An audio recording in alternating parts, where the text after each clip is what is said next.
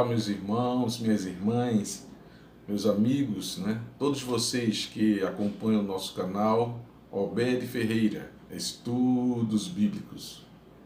Estamos aqui mais um dia, para compartilharmos da palavra de Deus, para refletirmos um pouco, sobre porções da sua palavra, porções essas que nos ajudam a seguir a vida, nos ajudam a prosseguir, buscando sempre o objetivo final, o objetivo maior de que é honrar, glorificar ao nosso Deus, ao mesmo tempo de servir aos nossos irmãos, mas acima de tudo, anunciar o dia da vinda do nosso Senhor e Salvador Jesus Cristo.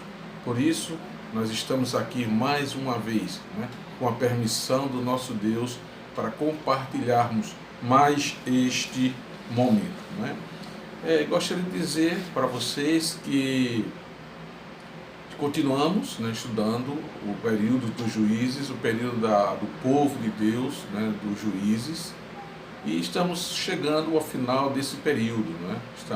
Estudamos o livro de Josué, agora estamos no livro de Juízes, e hoje encerramos praticamente o estudo desse livro. Evidentemente que nós não encerramos toda a palavra de Deus, toda a mensagem contida nas Sagradas Escrituras, mas definindo alguns objetivos, nós podemos dizer que alcançamos mais uma etapa da nossa vida, dessa vida de estudos, de busca, de compreensão da palavra de Deus. E vamos praticamente encerrar o estudo desse livro com uma situação bastante desagradável, e nós percebemos nesses estudos que nós fizemos durante esses vídeos, esse período, vimos que realmente, entre altos e baixos da história do povo de Deus, da história do povo de Israel, vimos ali muitos momentos difíceis. E chegamos aqui, e eu gostaria de justamente nesse dia compartilhar com vocês sobre o tema atos extremos na vida de um povo. Dentre os altos e baixos que nós vimos, tivemos pelo menos 200 anos de paz sob a liderança dos juízes, mas também tivemos cerca de 210 anos o povo de Deus ali desobediente, sem rumo, perdidos como ovelhas sem pastores. E aí o texto áureo da reflexão dessa manhã, que praticamente repete da lição do estudo passado, nós vemos lá em Juízes capítulo 21, versículo 25, onde nós lemos: Naqueles dias não havia rei em Israel, porém cada um fazia o que parecia reto aos seus olhos. Cada um fazia o que era reto aos seus olhos. Vimos ali no domingo passado, na lição passada, a figura de Mica, com as suas ações, e é importante percebermos a mudança, que cada passagem, que cada personagem ele se apresenta para nós. Então, nessa manhã nós faremos uma breve leitura desse texto, tentando extrair para nós lições ricas. Então faremos uma reflexão sobre o texto básico, e nós dividimos pelo menos esse texto em 3 partes. O contexto do levita e a sua concubina, e a depravação sexual e violenta dos homens ali de Benjamim, da tribo de Benjamim, comparáveis inclusive a Sodoma e a Gomorra. Também, num segundo momento, uma guerra e suas consequências sem precedentes na história de Israel. E o terceiro ponto que nós destacamos é que a quase exterminação de uma das tribos de Israel. Então a gente percebe, só por esses 3 tópicos que nós estaremos abordando na reflexão desse dia, a gravidade dessa situação. Faremos assim algumas considerações iniciais, e na leitura desse texto, desses 3 textos, são 3 capítulos 19, 20 e 21, são os 3 últimos capítulos do livro de Juízes. E uma das coisas que me chamou a atenção e aí sem querer fazer juízo de valores sobre referente aos personagens, mas fazendo realmente um juízo de fato das atitudes dos homens envolvidos nesses episódios, né? Então, o próprio ancião, né, que ele se apresenta que é um ancião, mas acima de tudo a figura do levita, não é? A maneira como eles se conduziram, a maneira como eles se comportaram, principalmente diante da sua concubina, não é? Então temos vivido dias, não é, em que tem se buscado cada vez mais reconhecer, não é? E não apenas reconhecer, mas de determinar o reconhecimento em favor das mulheres, não é? Então as mulheres têm buscado os seus direitos, a igualdade, né? De sorte que nós, enquanto povo de Deus, lidando, não é, com histórias como essa que nós veremos hoje, história em que a mulher realmente ela foi totalmente negligenciada, agredida.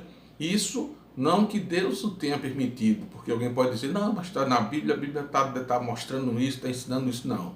A Bíblia registra os fatos, mas por outro lado a Bíblia também mostra a ação de Deus naquela história, naqueles determinados fatos ali. Até porque vemos Jesus Cristo, né, indo em defesa da mulher, a mulher samaritana, né, Maria Madalena. Sempre Jesus Cristo estava trazendo a mulher para o seu devido lugar, não é? Então a Bíblia ela não é conivente com nenhuma violência contra a mulher, muito pelo contrário.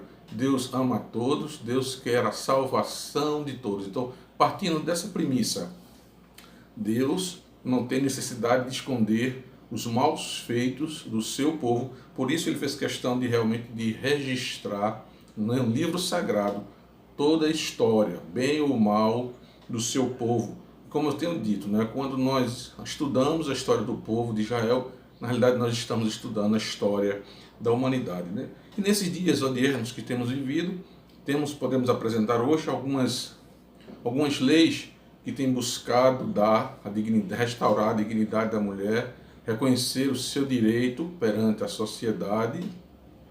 Poderíamos citar pelo menos 6 delas, né? Temos aqui a Lei Maria da Penha, temos também a Lei do Minuto Seguinte, temos a Lei do Feminicídio, a Lei Carolina Dickmann e a Lei Joana Maranhão, né? Então essas leis que eu citei, elas foram editadas nesses últimos 10, 15, 20 anos, não é, da nossa sociedade, visando justamente coibir as ações de agressão e de falta do reconhecimento, não é, delas. Chama-me a atenção ainda, né, a atenção justamente dos homens de Benjamim, o velho que hospedou o casal dos levitas, mas principalmente a atitude do próprio levita. E aqui o texto cita justamente dela como sendo a concubina dele. E aqui esse assunto, né, de concubina leva a concubina e o concubinato hoje. Na Bíblia, a concubina era uma mulher adquirida por um homem como esposa secundária. Seu objetivo era fornecer um herdeiro masculino, no caso de sua esposa estéril, fornecer mais filhos em geral para aumentar a força de trabalho e a riqueza da família e satisfazer os próprios desejos sexuais do homem. Daí surge da lei da União Estável, Código Civil, lei número 10.406, de 10 de janeiro de 2002, no seu artigo 1723, onde nós lemos: é conhecida como uma entidade familiar a união estável entre o homem e a mulher, configurada na convivência pública contínua e duradoura, e estabelecida com o objetivo de constituição de família.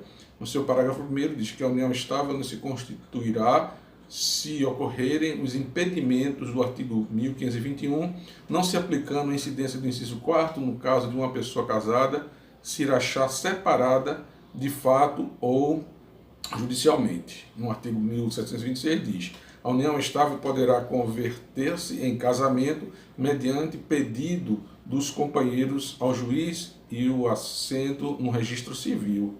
Artigo 1727, as relações não eventuais entre homem e mulher impedidos de casar constituem concubinato. Portanto, fazer escolhas sem consultar a Deus implica em risco de convívio ético, moral e espiritual. E aí a gente fala da espiritualidade.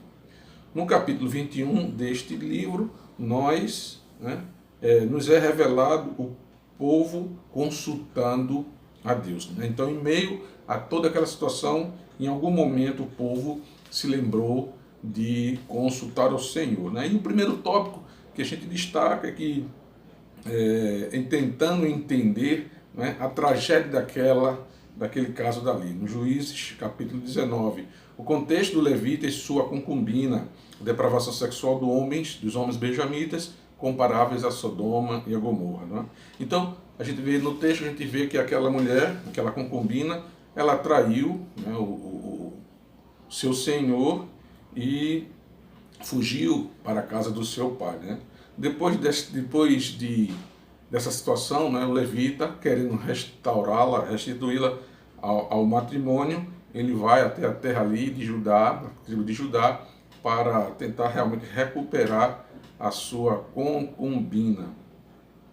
E o interessante aqui é destacar que a concubina, como a gente viu na definição de concubina, a gente viu que ela é uma mulher, é uma pessoa secundária.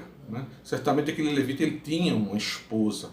E na continuação do estudo desse texto, dessa passagem, a gente vê o certo desprezo que ele vai ter por sua concubina, por aquela mulher, e chega até nos chocar, a atitude. E aí, como eu disse, eu estou querendo fazer juízo de valores, mas juízo realmente de fato. A gente está assim, geograficamente, culturalmente, temporalmente tão distante, que a gente não consegue entender, mas quando a gente para perceber e pensar na questão da humanidade, a gente realmente traz para nossos dias aquela situação. E na volta para casa da tribo de Efraim, o servo daquele levita, ele sugere, olha, vamos parar aqui na cidade de Jebus, que atualmente é a cidade de Jerusalém, e o levita diz, não, vamos passar em frente. Então o levita preferiu passar adiante, até a cidade que ele acreditava que ali estariam seguros. Então apareceu naquele momento, em meio àquele contexto de perigo ali, aparece justamente um ancião de Efraim, morador de Gibeá, que oferece a ele aquela estadia. Então vejamos aqui em Juízes, capítulo 19, versículo 22, onde lemos: estando eles alegrando o seu coração, eis que os homens daquela cidade, homens que eram filhos de Belial, cercaram a casa, batendo à porta, e falaram ao ancião, senhor da casa, dizendo: tira para fora o homem que entrou na tua casa, para que o conheçamos intimamente. Mas, em Juízes 19, versículo 24, vemos: eis que a minha filha virgem e a concubina dele, vulas tirarei para fora, humilhai-as a elas e fazei delas o que parecer bem aos vossos olhos. Em Josué, ainda no capítulo 19, versículo 25, diz: então aquele homem, o levita, pegou a sua concubina e lhe atirou para fora, e eles a conheceram e abusaram dela toda a noite até pela manhã, e subindo a alva, deixaram-na. Veja que a importância do homem, do papel do homem, nesse processo de devolução da dignidade da mulher. É impossível, qualquer que seja o gênero, diante de uma passagem como essa, justamente por estar fazendo parte de um texto sagrado, das Sagradas Escrituras, veja como nos choca a atitude daqueles homens e perceber a pouca valorização, da mulher. Então aquela mulher ali, ela é entregue para aqueles malfeitores, para aqueles homens abusivos, e o texto vai nos mostrar que eles passaram com ela toda a noite, fizeram toda sorte de maldade, toda sorte de perversidade, a ponto de ela chegar à porta da casa e morrer. Ela chegou morta às portas daquela casa. Então, aquele levita, diante daquele caso, desse episódio, ele se indignou de tal maneira que, precipitando-se, retalhou em 12 partes o corpo daquela concubina, daquela mulher, e distribuiu para cada tribo de Israel uma parte do corpo dela como forma de protesto, como forma de mostrar a sua indignação.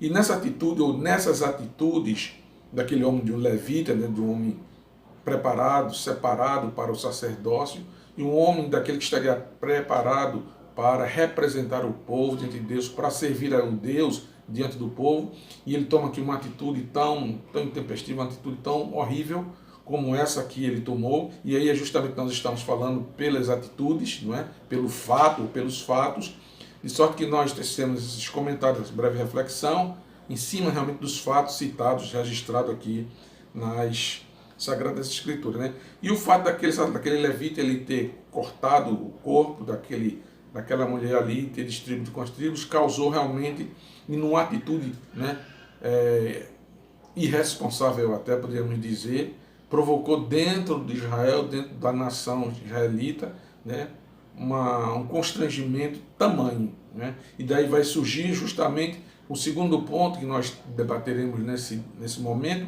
que é justamente a guerra contra a tribo de Benjamim, né? Ou seja, uma guerra sem precedentes na história de Israel e suas consequências, né, quase desastrosas.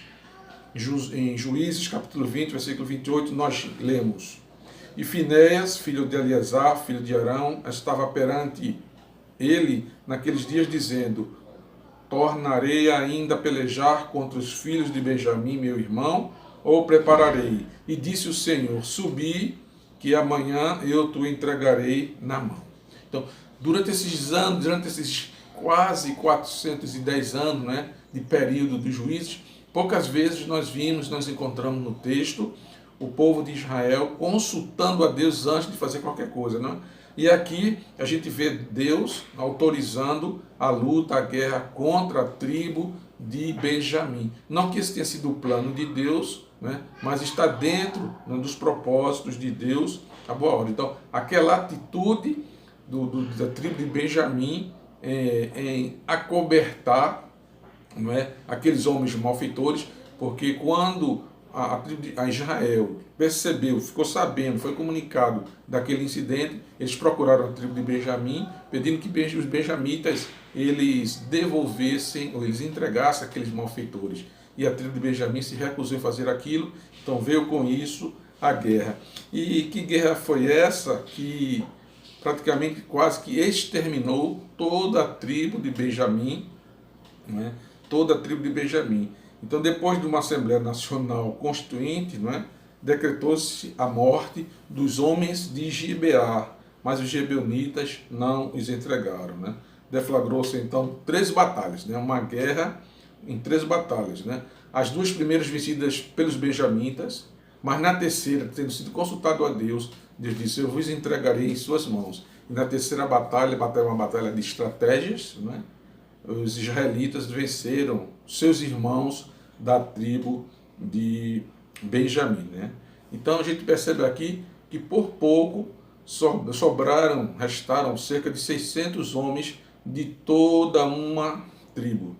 E o terceiro ponto que eu chamo a atenção como destaque é o plano para restaurar a tribo, né? Tendo sido praticamente dizimada a tribo de Benjamim, e a ficha caiu, né? E eles perceberam realmente o mal que havia feito tudo ali diante daquele povo, né? Em Juízes 21, capítulo 21, versículo 3, nós lemos: E disseram: Senhor, Deus de Israel, por que sucedeu isto, que hoje falte uma tribo em Israel? Aí veio a ficha cair depois de tantas escolhas infelizes, né?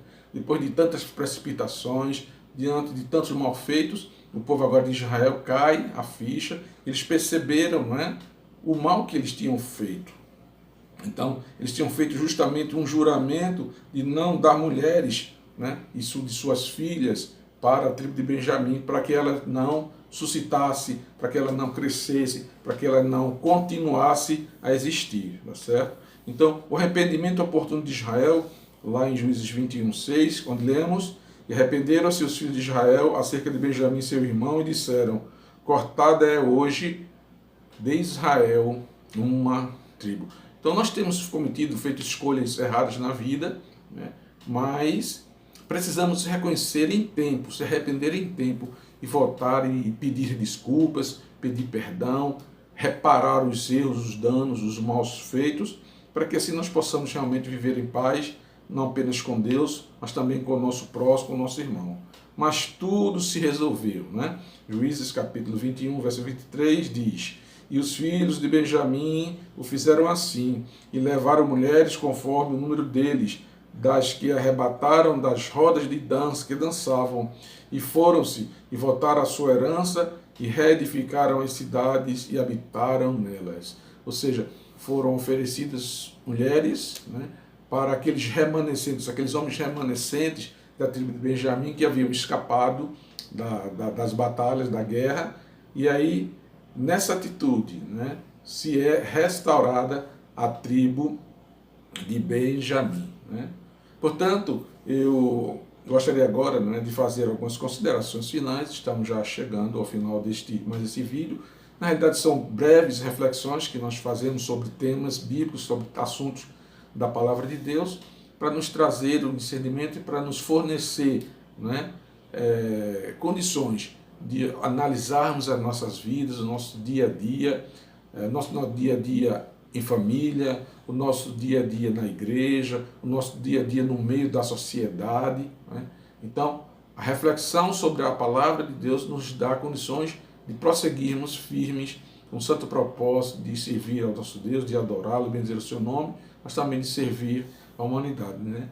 Então, Deus permite que soframos as consequências das nossas escolhas por infidelidade a Ele. Né? Então, Deus permite que nós somos livres, como eu tenho dito, nós somos livres para escolher, mas não somos livres das consequências das nossas escolhas. Então, muitas vezes, Deus permite que nós soframos essas consequências para que nós possamos ter a oportunidade de reconhecer, de refletirmos sobre nossos erros e buscarmos mais uma vez a orientação de Deus. Né?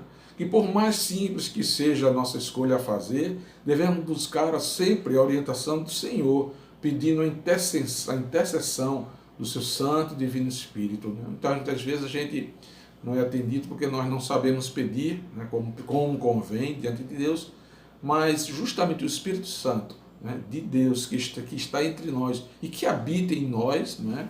Nós somos templo e morada do Espírito Santo, então consultemos ao Espírito Santo de Deus, que Ele nos oriente, que Ele interceda por nós diante de Deus, porque o Espírito Santo, né, ele combina com o nosso espírito, para que assim possamos fazer realmente a vontade de Deus. Né? E por fim, assim como o Senhor, nós fomos dotados de moralidade, de ética e de espiritualidade. Portanto, façamos escolhas que edifiquem. Né? Façamos escolhas que edifiquem. Irmãos, amigos, colegas, ouvintes do canal Obed Ferreira, o que vamos escolher? Quais são os critérios que nós temos usados para fazermos as nossas escolhas? Pense nisso. Que escolha você está fazendo? Tá certo? Então, chegando ao final, agradecemos a Deus por mais essa oportunidade de estar com vocês. Né? Fiquem todos na paz do Senhor. Tenham todos um bom dia e até o próximo encontro. Tchau. Fiquem na paz.